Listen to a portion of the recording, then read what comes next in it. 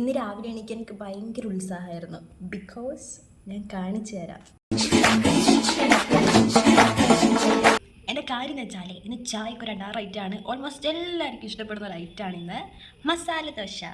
അതുകൊണ്ട് എനിക്കിന്ന് രാവിലെ എണീക്കുമ്പോൾ തന്നെ ഭയങ്കര സന്തോഷമായി. വേഗം ചായ കുടിക്കാൻ വേണ്ടി ഞാൻ രാവിലെ എണീച്ചപ്പോൾ തന്നെ കുടിച്ചു. നമുക്ക് നമ്മുടെ മസാല ദോശ നടക്കാം.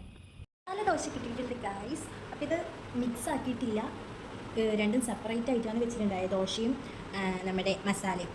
അപ്പം നമുക്ക് കഴിക്കാം. മസാല ദോശ എനിക്ക് പണ്ടേ ഇഷ്ടമായിരുന്നു. അപ്പോൾ ഇവിടെ മസാല ദോശ ആക്കേണ്ടി വരുമ്പോൾ എൻ്റെ മനസ്സിൽ ലഡു പൊട്ടി. അപ്പോൾ ഇന്നാണ് എനിക്ക് എൻ്റെ മസാല ദോശ കിട്ടുന്നത്. അപ്പം നമുക്ക് എന്തായാലും നോക്കാം. കാണാനൊക്കെ നല്ല രസമുണ്ട്. എന്തായാലും പുള്ളി സാധനം കേട്ടോ നല്ല ടേസ്റ്റാണ്. നമ്മൾ ഹോട്ടലിൽ നിന്നൊക്കെ കഴിക്കില്ല അതുപോലെ ഉണ്ടെങ്കിൽ ഭയങ്കര ഇഷ്ടമായി. ആ ദോശ കുറച്ച് ചൂടും കൂടി വേണമായിരുന്നു, നല്ല പൊരിപ്പൊരിയായിട്ട് ഇരിക്കണം. ഈ ചൂട് ദോശ കഴിക്കാൻ വേണ്ടി ഞാൻ രാവിലെ 7:45 പോയി. 7:30 നമ്മളെ ചായയുടെ ടൈം. 7:45 പോകുമ്പോഴത്തേക്കും ദോശ ഇങ്ങനെ തന്നെ ഉണ്ടായി, ചൂടൊന്നും ഉണ്ടായില്ല. പിന്നെ കിട്ടിയ അഡ്ജസ്റ്റ് ചെയ്യാം. പക്ഷെ നല്ല ടേസ്റ്റ് ആയിട്ട് എനിക്ക് ഭയങ്കര ഇഷ്ടമായി. ആ ചമ്മന്തിയൊക്കെ കൂട്ടി ഒരു പിടി പിടിക്കുമ്പോൾ ഒപ്പം നല്ല ചൂട് കാപ്പിയും കൂടി ഉണ്ടായിരുന്നു, അതും കൂടി ഞാൻ കുടിക്കുകയാണ്.